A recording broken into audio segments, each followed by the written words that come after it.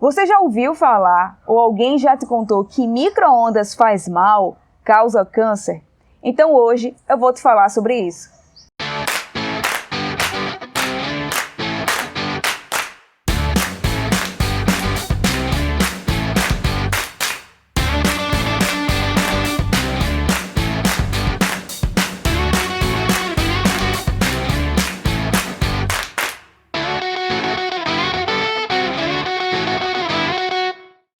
Micro-ondas, além de prático, ele é seguro quanto ao seu uso. Micro-ondas nada mais são do que ondas pequenas que vão agitar as partículas de água do alimento e vão promover o aquecimento.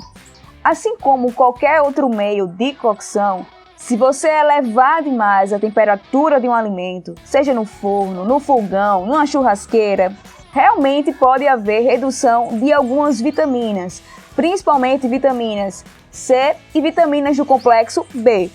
Agora, dizer que micro-ondas causa câncer ou faz mal é um grande mito. É completamente exagerado essa afirmação.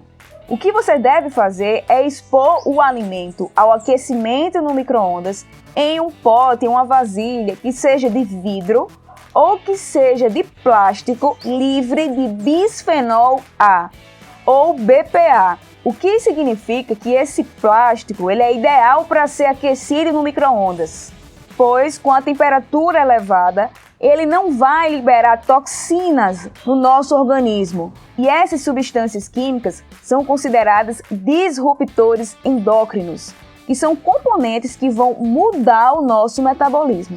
Então, se você usa micro-ondas, gosta da praticidade, usa utensílios, recipientes que são considerados aceitáveis para aquecimento, não tem para que ter medo. Se você conhece alguém que já te falou que micro-ondas faz mal, ou se você viu aqui na internet, não esquece de enviar esse vídeo. E lembra, qualquer dúvida é só deixar nos comentários. Um beijo e até semana que vem.